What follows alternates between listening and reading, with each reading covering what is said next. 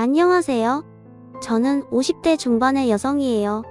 사연을 듣고 있노라면 그분들 이야기가 제 이야기처럼 집중하게 되고 그러면서 울었다 웃었다 하네요. 오늘은 저희 부부와 시댁 사이에서 있었던 일을 이야기하려고 해요. 저는 평범한 중산층 가정에서 자랐어요. 부모님은 제가 원하는 건 잘 들어주시고 두 분이 하실 수 있는 손에서 다 해주셨어요. 하지만 한 가지는 꼭 짚고 넘어가셨어요. 혜정아, 엄마 아빠는 우리 혜정이 많이 사랑하니까 원하는 건 다 해주고 싶어. 하지만 우리 집 형편으로 안 되는 건 안 돼. 그런 걸 해달라고 억지 쓰면 안 돼. 그리고 대학에 들어간 다음에는 내가 독립할 수 있도록 힘을 길러야 된다. 대학 졸업한 다음에는 엄마 아빠한테 손 벌리면 안 돼. 그때는 다 큰 성인이니까. 알았지?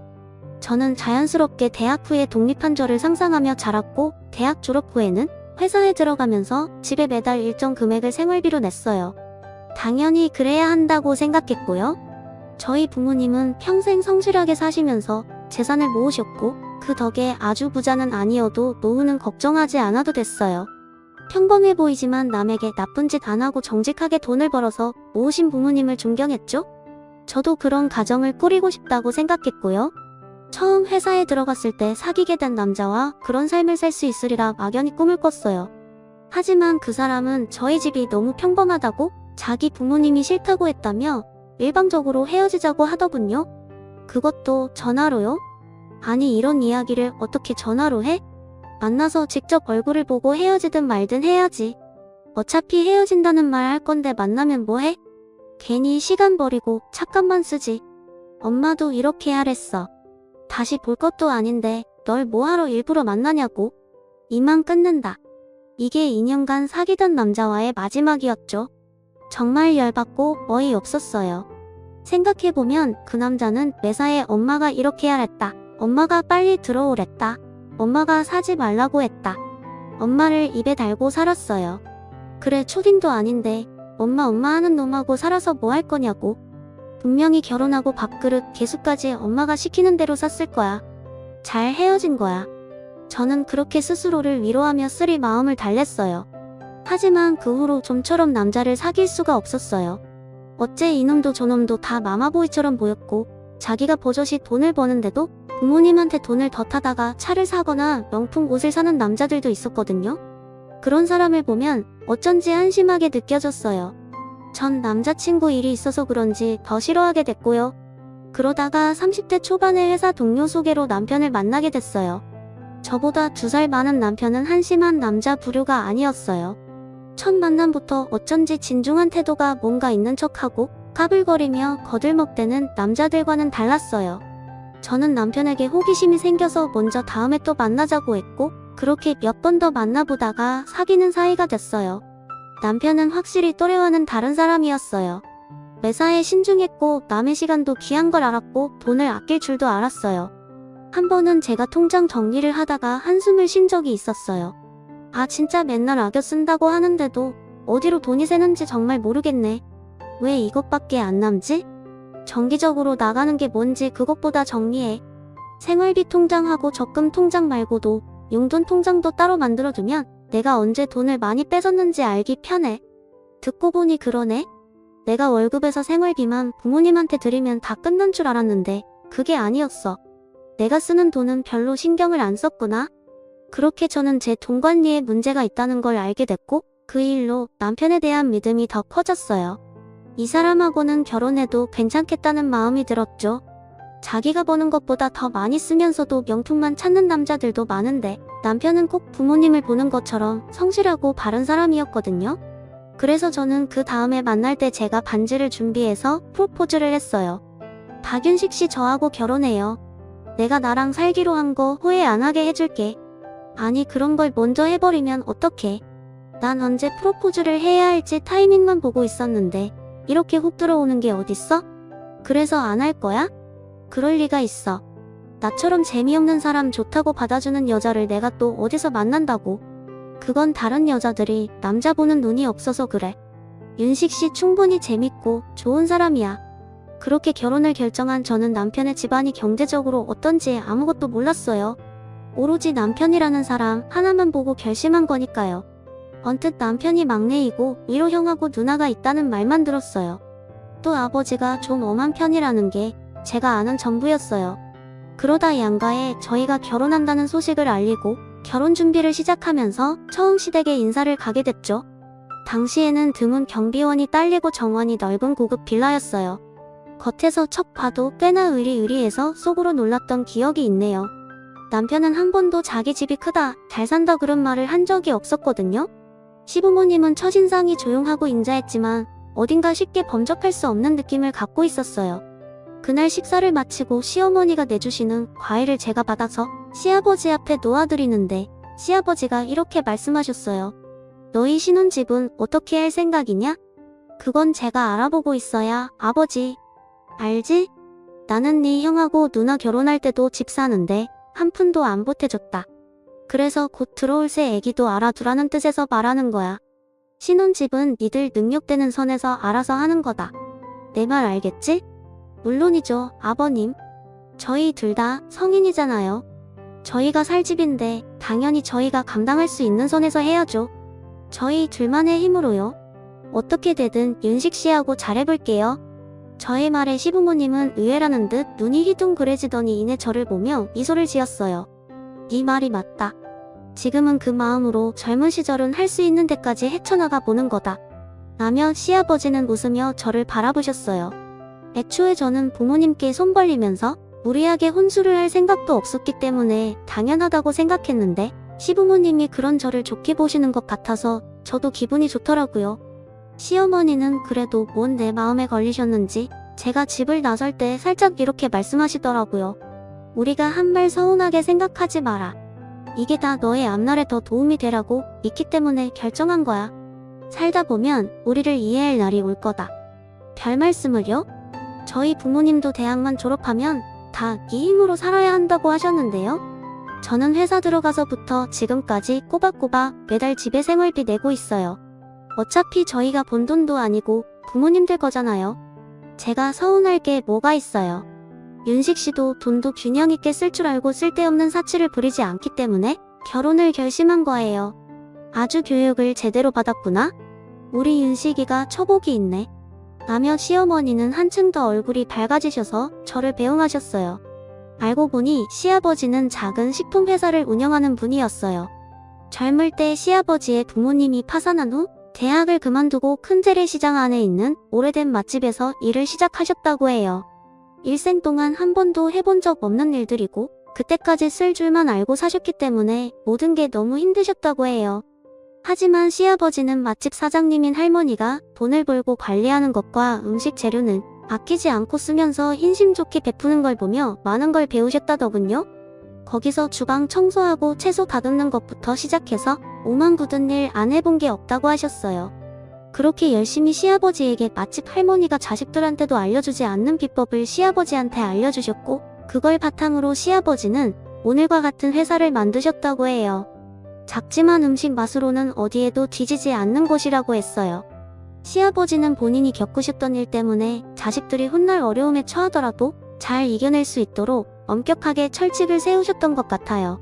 하지만 저희 마음에 드는 신혼집을 구하기는 생각했던 것보다 더 어려웠어요. 아무래도 서울은 무리라는 생각에 저희는 남들처럼 서울의 20여 평 아파트 이런 기준을 다 포기하고 서울과 가까운 경기도에 지은 지 얼마 되지 않은 작은 아파트를 전세로 구했어요. 집을 계약하고 난 다음에 얼마나 뿌듯했는지 몰라요. 윤식 씨, 여기가 우리가 앞으로 살 곳이야. 이 아파트 단지 놀이터 봐. 너무 괜찮지 않아? 우리 애들이 여기서 뛰어놀 게 막 상상이 돼. 그래, 우리 여기서 잘 살고 돈 모아서 더 넓은 애로 이사 가자. 남편도 저만큼이나 신이 나서 흥분해 있더라고요. 그렇게 많이 웃는 남편을 처음 봤거든요. 지금 생각해도 그때 틈만 나면 집에 물건 하나하나 갖고 예쁘게 장식하고 오만 대 다 광내며 쓸고 닦느라 애썼나 몰라요. 순전히 저희가 본 돈으로 마련한 집이었기 때문에 더 그랬던 것 같아요. 저는 남편도 시부모님도 이렇게 저랑 잘 맞고 반듯하니까 남편 형과 누나도 그럴 거라고 막연히 생각했어요. 하지만 두 사람은 영 딴판이었어요. 저희가 결혼하고 처음으로 시댁 식구들과 한자리에 모였을 때였어요. 그때 아주버님이 대뜸 이러더라고요. 아버지 이제 우리 집 사줄만 하지 않아요? 애들도 점점 커가고 저 직장도 서울 한복판인데 언제까지 경기도 변두리에 살 수는 없잖아요. 아시다시피 지금 제 능력으로는 서울에 직구하기 힘들어요. 그러니까 아버지가 좀 해주세요. 난 그럴 생각이 없다. 니네 집 사줘야겠다고 생각한 적 한 번도 없다고. 너 나한테만 아껴놨냐? 아주 내놓으라는 식으로 말하는구나? 제가 자식인데 이 정도 말도 못해요. 그리고 아버지 손주들 좋은 학교 보내야죠. 둘 다 사립초등학교 보내야 하는데 아버지가 이렇게 기억조족을 하시면 어떡해요? 내가 손주들 교육까지 책임져야 되는 거냐? 난 아무 상관 안 할 테니까 니네 알아서 해. 어떤 학교를 다니든 자기들 할 탓이다. 그러자 형님이 불만 가득한 표정으로 아버님, 솔직히 저희 지금 사는 집도 친정에서 돈 보태줘서 한 건데 이제는 좀 도와주세요. 솔직히 이 사람 결혼할 때도 집도 안 사준다고 하셔서 다들 결혼하지 말라고 했어요. 그런 시댁이 어딨냐고요. 저 친정 부모님 볼낯이 없어요. 제가 이 사람하고 살면서 아무 덕본 것도 없고 이게 뭐예요? 결혼을 누구 덕보라고 했냐? 난 그런 생각하는 며느리는 싫다. 시아버지가 강하게 나오자 아주버님은 아주 욱하다군요. 아니 그럼 지금 저보고 이혼이라도 하라는 거예요. 어떻게 자식한테 그런 말을 하세요? 그만큼 내 뜻은 변하지 않는다는 말이야. 니들 능력에 맞게 살아야지.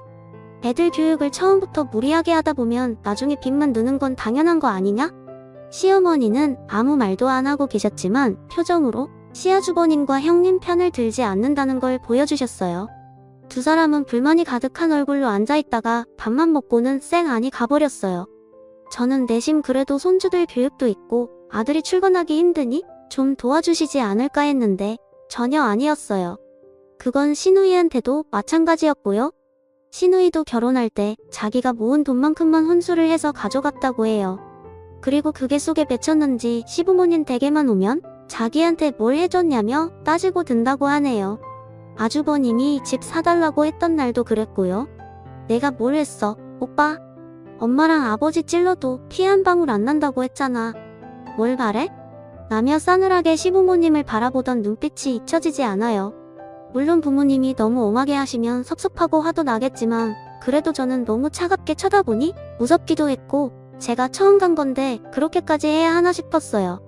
그러다가 몇 개월 후 저는 임신을 하게 됐어요. 첫 아이를 가졌다고 하니 양쪽 집 부모님들은 다들 너무 좋아하셨고 남편도 정말 많이 기뻐했어요. 하지만 아주버님과 시누이는 오히려 빈정대기만 했어요.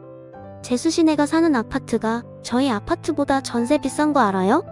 그렇게 서울에서 더 가깝고 신축인데 사니까 우리가 그날 아버지한테 그런 소리를 듣는데도 요만큼도 도와줄 생각을 안 했겠지. 옳기는 아무리 우리 부모님한테 잘 보이고 싶어서 그랬다고 해도 좀 너무했어. 오빠가 그렇게 당하는데 어떻게 자기 일 아니라고 입 딱 닫고 표정 하나 안 바뀌어? 하긴 윤식이 그 자식부터 그 모양인데 어련하겠어. 부부가 부창부수지 뭐. 그렇게 임신 축하한다는 말 대신 원망만 들었죠. 하지만 저는 그 일을 남편에게도 말하지 않았어요. 괜히 형제간에 분란만 만들 것 같았거든요. 그런 얘기 새겨 들을 것도 아니고 저만 듣고 흘리면 됐으니까요. 그리고 제가 임신 6개월이 되었을 때 시아버지 생신이 됐어요. 시어머니는 괜히 밖에서 비싼 거 먹고 돈 쓸 거 없이 집에서 도우미 아주머니하고 음식을 다 하신다며 그날 음식 다 하고 집으로 오라고 하셨어요. 아무리 그래도 결혼하고 첫 시아버지 생신인데 며느리가 어떻게 아무것도 안 하고 있겠어요. 저는 준비했던 선물하고 이것저것 장을 봐서 일찌감치 시댁에 갔어요. 그랬더니 시어머니는 놀라셔서 저한테서 짐을 받아놓고는 얼른 저를 소파에 눕게 하셨어요. 얘는 힘들면서 왜 이렇게까지 하니? 이러면 내가 미안하잖아. 괜히 집에서 하는 것 같고. 아니에요. 어머니 당연히 일찍 와서 도와드려야죠. 아니다. 내 시아버지 식성은 내가 제일 잘 알잖니. 넌 그냥 여기 가만히 누워있다가 주는 대로 먹기나 해. 그러시고는 저한테 물이며 과일이며 내다 주시고 편한 마음으로 쉴 수 있도록 해주셨어요.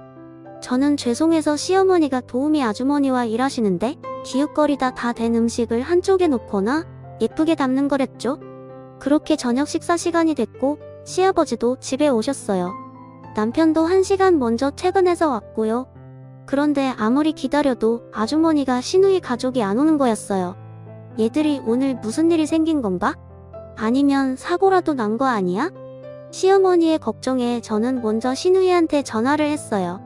아니, 우리한테 한 푼도 안 내놓는 노인네한테 가서 뭐해? 나 우리 영준이 밥 먹여서 영어 과외해야 되니까 올케가 알아서 하든가. 나더니 일방적으로 전화를 끊고는 다시는 받지 않더군요. 황당했지만 일단 진정하고 이번에는 아주버님한테 연락을 했어요. 내가 거길 어떻게 갑니까? 아버지가 한 푼 안 도와줘서 대출 있는 대로 땡겨서 이사하게 생겼는데 돈 벌어야죠. 아니, 아무리 그래도 1년에 한 번이는 아버님 생신인데요. 그런데 어느새인가 제 근처에 와서 통화를 듣던 시아버지가 제 손에 든 핸드폰을 달라고 하시는 거였어요. 할 수 없이 제가 핸드폰을 건네드렸죠. 그래, 내가 집 안 사줬다고 못 오겠다 그거지? 그러면 그렇다고 내 엄마랑 통화할 때 말하지 그랬냐? 너네 엄마 니들 다 오는 줄 알고 하루 종일 음식점만 하느라 얼마나 힘들었는지 알아? 그러자 핸드폰 밖으로 아주버님 목소리가 크게 새어나왔어요. 그러게 나가서 먹지 집에서 뭔 공상이에요? 맨날 자기들이 좋아서 그렇게 살면서 왜 나한테 뭐라고 그래요? 애들 엄마 내가 우리 집 잘 산다고 해서 결혼할 때 얼마나 기대했는데요? 근데 이게 뭐예요? 신혼 때야 저희 고생 좀 해보라고 그러실 수 있어도 이제는 아니죠. 내가 얼마나 쪽팔린 줄 알아요? 그러게 우리 집이 잘 산 애였잖아. 왜 안 해도 될 소리를 해? 너 현식이 내가 돈 한 푼 없었으면 나 쳐다도 안 볼 놈이야. 희영 애미도 똑같고 그래. 니들 그러고 살아봐 어디. 시어머니도 신우이한테 전화를 해서 뭐라고 혼내시는 것 같았어요. 하지만 신우이하고도 감정만 상하시고 결국 두 집은 아무도 찾아오지 않았어요. 결국 제가 결혼하고 첫 번째 시아버지 생신은 그렇게 씁쓸하고 모두가 마음이 무거운 채로 지나가고 말았죠. 게다가 두 사람은 부모님한테 미안하다거나 그래도 생신 축하드린다 같은 문자도 없었어요. 시부모님은 그 일이 어지간히 속상하셨는지 나중에도 그때 일을 이야기하시곤 했어요. 둘 다 문자 한 통도 하지 않았다고요. 심지어 시어머니가 문자로 시아버지한테 인사는 하라고 해도 둘 다 답도 없었다고 하네요. 그런데 신우이 남편도 똑같은 것 같았어요. 자기 처가에서 아무것도 받은 거 없다며 아예 발길도 하지 않는다고 들었어요. 아니, 친자식도 아니고 어차피 남의 재산인데 왜 그걸로 덕보지 못했다고 어른들한테 그러는지 저는 좀 이해가 되지 않았어요. 어쨌든 집안 분위기는 계속 좋지 않았고 아주버님과 신우이는 시부모님과 점점 사이가 나빠져만 갔어요. 제가 딸아이를 낳고 몸조리를 하는 동안에도 저한테는 물론이고 남편한테도 축하한다는 문자조차 없었어요. 그건 시부모님한테도 마찬가지였더라고요.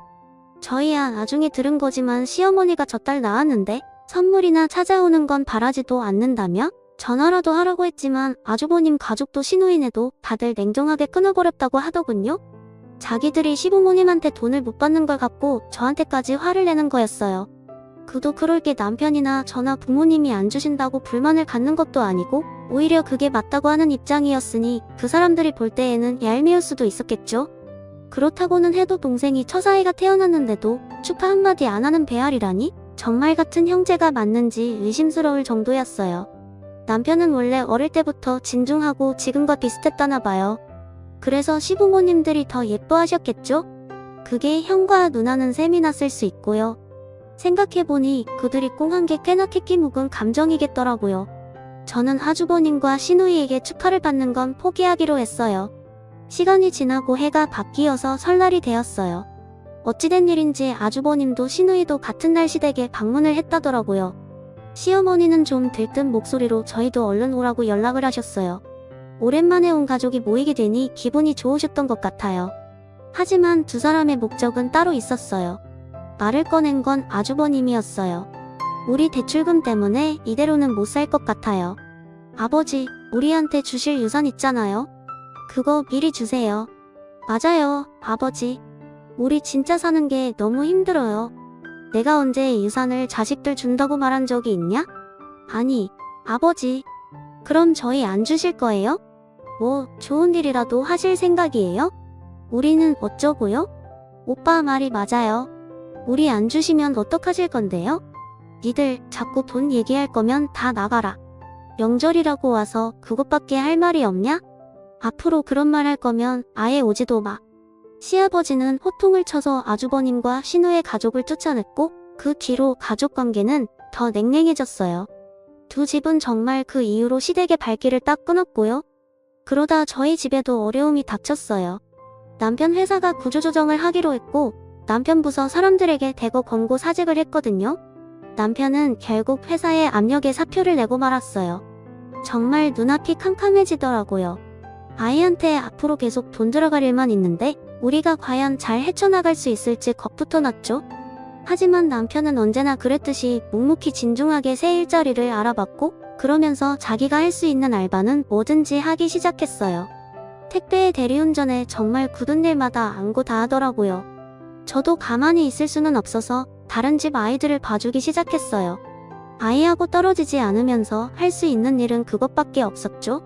사실 친정 부모님한테라도 이야기해볼까 했지만 남편이 시댁에 말 한마디 없이 매일 힘든 일을 하러 나가는 걸 보면 저도 입을 다물게 됐어요.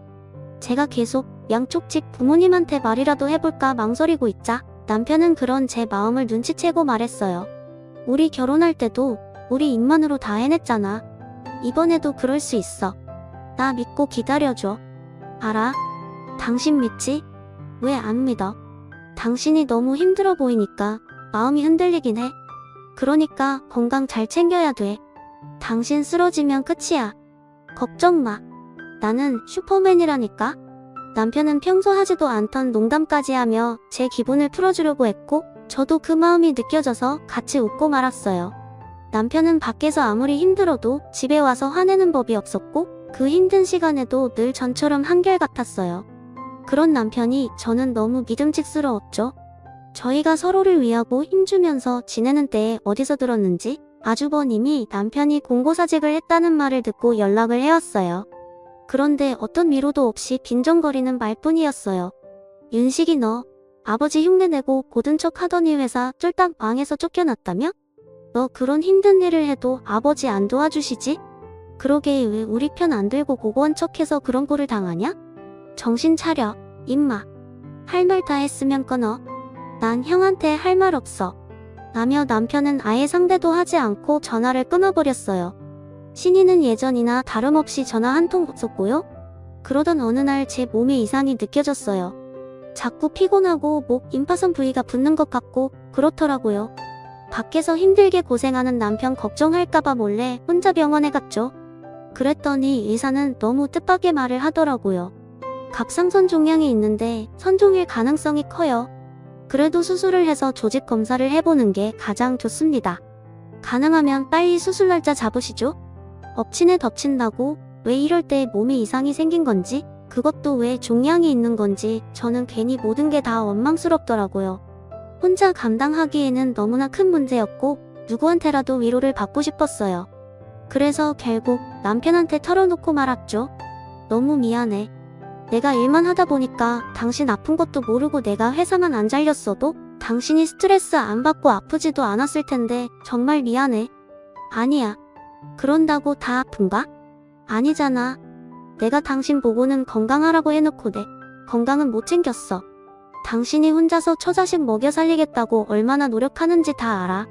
나 진짜 괜찮아. 일단 수술 빨리 하고 조직 검사 해보면 된대. 그리고 수술날 남편과 함께 병원에 갔죠. 아이는 잠깐 친정엄마한테 와달라고 해서 봐주기로 하셨고요. 그렇게 떨렸는데도 남편이 옆에 있으니까 마음이 편해지더라고요. 시부모님들도 굉장히 걱정해주셨고 수술 받고 하루 입원했는데도 두 분이 다 오셔서 위로해주셨어요. 저는 수술 경과는 아주 좋았고 조직 검사 결과를 보기 위해 한 달 뒤에 병원에 다시 오라는 말을 들었어요. 그 무렵 시댁에서 증조부님 제사가 있었어요. 아무리 서로 안 보고 사는 아주버님과 시누이지만 전에는 제삿날에는 왔기에 이번에도 그럴 거라고 생각했어요. 시어머니는 제가 아예 부엌 근처에 얼씬도 못하게 하시고 도우미 아주머니와 둘이서 그 많은 음식을 다 하셨어요. 그런데 제사 시간이 가까이 다가오는데 아무도 오지 않더라고요.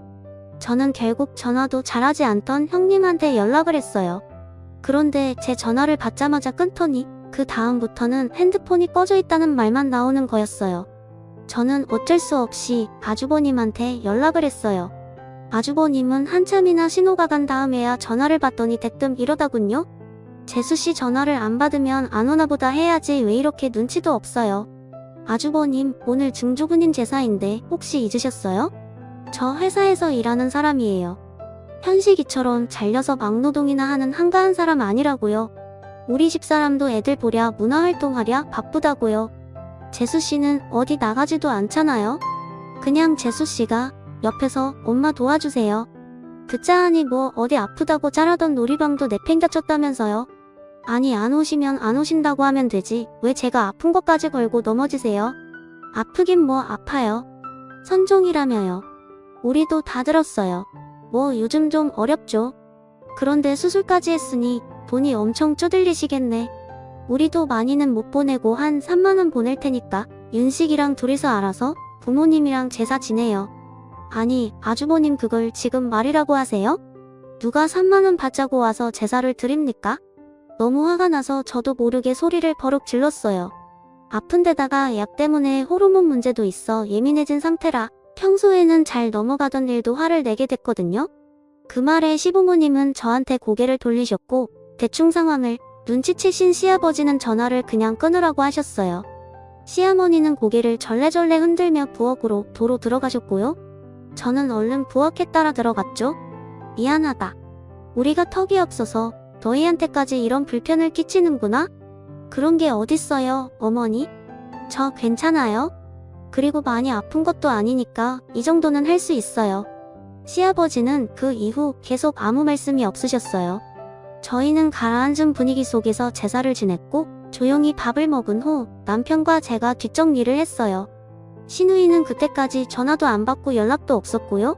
저희가 정리를 다 마치고 집에 가려는데 시아버지가 스피커폰으로 시누이한테 전화를 하더군요. 밤 12시가 넘어 전화를 하니 그제야 시누이는 전화를 받았어요. 아 진짜 왜 다 잘 시간에 전화를 해요? 너 2번 다시 내 앞에 나타나지 마. 내가 당장 죽어도 장례식장에도 오지 마.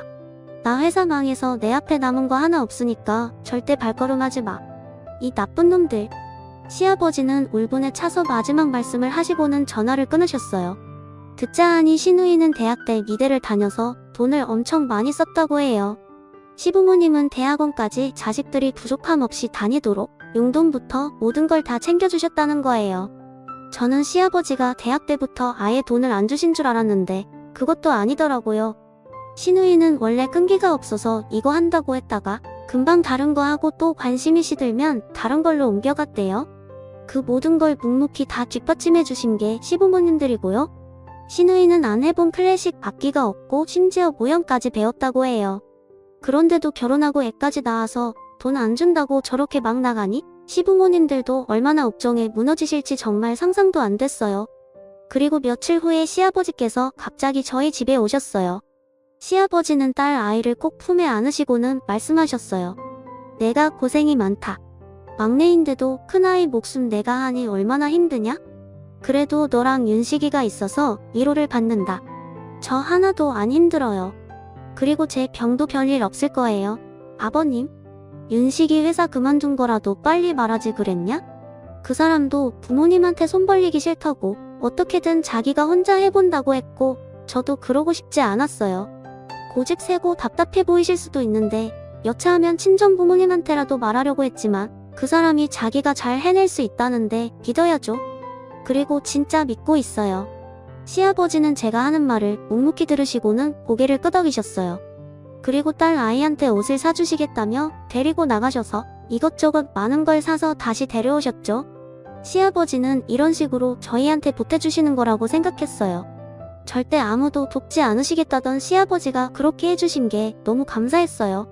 그리고 며칠 후 생활비를 꺼내 쓰려고 통장 잔액을 확인하다가 저는 정말 놀라서 입을 틀어막아야 했어요. 통장에 10억이라는 돈이 들어와 있는 거였어요. 너무 놀라서 확인해보니 보낸 사람이 시아버지더라고요. 아무래도 잘못 보내신 것 같아서 당장 시댁에 전화를 드렸어요. 저는 목소리가 떨려서 헛기침을 하며 시아버지께 말씀드렸어요. 아버님, 저희 통장에 돈이 입금됐는데요. 그게 잘못 보내신 거. 아, 확인했냐? 이제야 봤구나. 그거 내가 주는 거다. 너희가 묵묵히 성실히 하는데 부모가 돼서 어떻게 가만히 있겠냐? 자식이 다시 일어서게 해줘야지. 아버님. 아버님은 원래 자식들한테 이렇게 안 하시기로 하셨잖아요. 아니에요? 얘야, 진짜 힘들면 부모가 돕는 거다. 내가 앞뒤 사정 안 가리고 무조건 돈을 안 주는 거 아니야. 너희는 받아도 돼. 내가 현식이하고 혜경이는 먹고 살만하면서 그러는 거 다 안다. 그렇게 저희는 시댁의 도움을 받게 됐어요. 1. 내가 윤식이한테 말 잘해서 그 돈으로 뭘 처리든지 아니면 새 직장 접을 때까지 집에서 잘 좀 쉬라고 해. 매일 그렇게 힘든 일 하러 나가는지 진작 알았으면 보약이라도 빨리 지는 건데. 맞다. 보약 말이다. 내일이면 도착할 거야. 내 거랑 같이 지었어. 둘 다 끝까지 잘 먹고 건강해야 된다. 나는 시어머니 말씀에 저는 눈물이 왈칵 쏟아졌어요. 새벽에야 집에 들어온 남편도 한약 그릇을 받아들고 눈물을 줄줄 흘렸죠. 남편은 그 다음날 대리운전이며 택배 음식 배달까지 전부 그만두고 시부모님 말씀대로 여러 회사에 이력서를 보내고 면접 준비하는 데에 힘을 쏟았어요. 그 주말 저와 남편은 딸을 데리고 시댁으로 갔어요. 아버지 정말 너무 감사해요. 다 제가 부족한 건데 이렇게 도와주셔서 정말 감사해요. 내가 그만두고 싶어서 그만둔 것도 아니잖냐? 니네가 다시 일어서면 되는 거야. 그게 갚는 거다. 네, 저 꼭 좋은 회사에 다시 들어갈게요. 그게 안 되면 아버지가 주신 돈으로 제가 할 수 있는 일을 찾아볼게요. 남편의 말에 저는 자꾸 눈물이 나왔어요. 저는 부엌에서 과일과 차를 준비하면서 시어머니께 감사하다고 했어요. 정말 감사드려요, 어머니. 이혼에 안 잊을게요. 우리 부부 이제 70이야. 그런데 벌써 유산 달라고 난리치고 그걸로 부모 생일에 제사도 안 오는 녀석들한테 돈을 주면 그게 정상이니? 지금처럼만 살아. 그게 나한테 갚는 거야. 나도 내 시아버지도 그거면 된다. 남편은 고시 끝에 시아버지가 주신 돈을 잘 분배해서 딸 아이 학자금 할 것과 비상금을 통장에 두고 나머지는 조금씩 주식과 부동산에 투자를 했어요. 그러는 사이에 남편이 면접을 봤던 회사에서 경력직에 합격했다는 소식이 왔고요. 저희는 너무 기뻐서 친정에서도 저희 가족을 다 초대해서 거의 잔치를 벌였어요. 그리고 시댁에서도 같이 밥 먹자며 저희를 부르셨고요. 돌아오는 주말에 저희 가족은 시댁에 갔어요. 시부모님은 남편한테 축하한다며 꽃다발도 준비해 주셨어요. 내가 백화점 가서 제일 좋은 소고기 사왔다. 우리 예쁜 손녀 좋아하는 과일도 사오고라며 시어머니는 한박 웃음꽃이 피셔서 좋아하셨어요. 그런데 갑자기 아주버님 부부와 시누이가 찾아왔더라고요. 시아버지 얼굴에서는 웃음기가 싹 사라졌고 시어머니는 세 사람이 거실에 못 들어오게 현관 앞에 버티고 서 계셨어요. 근데 너는 아무리 천호를 해도 통화가 안 되더니 어떻게 이런 귀한 걸음을 다 했냐? 너네는 어쩐 일이고? 에이 왜 그래요 엄마. 우리 다 알고 왔어요. 윤식이네 돈 줬다면서요. 저희도 도와주세요. 솔직히 이 사람 그동안 꼬박꼬박 명절마다 시댁 오느라 힘들어서 잠깐 쉬었던 거예요. 이 사람이 그동안 했던 거 생각해보세요 엄마. 겨우 마지못해 와서 밥만 먹고 쌩하니 가버린 게 왔다고 유세하는 거냐? 그러자 형님은 시어머니 손을 잡더니 생글거리더군요. 어머님 제가 언제 어머님 생신 잃어버리고 넘어간 적 있어요. 제가 바빠서 그런 거지 선물을 꼬박꼬박 보내드리잖아요. 꼬박꼬박 먹지도 않는 종합 비타민 한 통 보낸 거? 아 생각해줘서 무척이나 고맙다. 시어머니는 가소롭다는 듯 코웃음을 치며 형님이 잡은 손을 탁 치우셨어요. 그러자 아주버님과 형님은 표정이 굳었고 서로 쳐다보며 눈치만 보더라고요. 시누이는 안 되겠는지 시어머니 어깨 너머로 거실을 들여다보며 애교 섞인 목소리로 말했어요. 아빠 나 이제 일주일에 한 번씩 꼭꼭 울게 그러니까 지난 일은 그만 잊고 화해하자. 그러자 시아버지는 이제까지 들어본 적 없는 화가 난 목소리로 내가 뭐라고 했어? 다시는 이 집에 들어오지도 말랬지? 내 장례식 때도 오지 말랬지? 이미 늦었어. 너희는 지금 당장 안 나가면 경찰 부른다. 썩 나가지 못해. 아버지 우리가 잘못했어요. 저희가 좀 화가 나서 그랬어요. 네 아버님 잘못했어요. 다시는 안 그럴게요. 엄마 아빠 나 혜경이야. 엄마 아빠 딸 혜경이. 잘못했어. 한 번만 봐줘. 그렇게 세 사람이 현관에 무릎 꿇고 싹싹 빌었지만 시부모님의 의지는 확고했어요. 결국 세 사람은 돌아가야만 했죠. 하지만 그 이후로는 세 사람이 돌아가면서 저한테 전화를 해대더군요. 특히 형님은 정말 가관이었어요. 동서 뭐 잘 먹어? 내가 맛있는 거 사줄까? 저 잘 먹고 있어요. 저기 아버님 어떤 음식 제일 좋아하셔? 백화점에서 파는 거면 다 괜찮으려나? 형님 결혼하신 지가 언젠데 아직도 아버님이 뭘 좋아하는지도 모르세요? 그리고 저한테 아무리 이러셔도 소용없어요. 이만 끊을게요. 그러고 저는 형님 전화를 차단해버렸어요. 정말 밤이고 낮이고 시도 때도 없이 전화를 했거든요. 자기 이익을 위해서라면 남의 사정 따위는 아랑곳하지 않는 게 너무 화가 나더라고요. 그 이후로 아주버님과 시누이는 발바닥에 불이 나도록 시댁에 와서 빌고 또 빌었어요. 시어머니는 자기 아들 딸이지만 저러는 걸 보니 쌤통이다 싶어서 속이 다 후련하다고 하시더라고요. 부모님 재산이 하늘에서 그냥 뚝 떨어진 것도 아닌데 무조건 내놓으라고만 하니 시부모님도 속이 상하셨던 것 같아요. 아무튼 그때 된통 혼이 난 아주버님과 시누이는 그 이후로 시부모님께 꼼짝 못하게 되었고 시아버지가 돌아가셨을 때도 요원에 따라서 많은 걸 받지는 못했어요. 그것 때문에 소송을 하나만에 두 사람이 시끄럽게 굴었지만 시어머니가 아주 비싼 변호사를 써서 다 막아내셨죠. 그때 이후 남편은 지금까지 회사 잘 다니고 있답니다. 저도 그때 수술한 종양이 다행히 악성은 아니었지만 추적이 필요하다고 해서 계속 정기적으로 검진받고 있고요. 저희는 그게 딸을 또 낳았고 지금은 내 식구가 단란하고 즐겁게 잘 살고 있어요.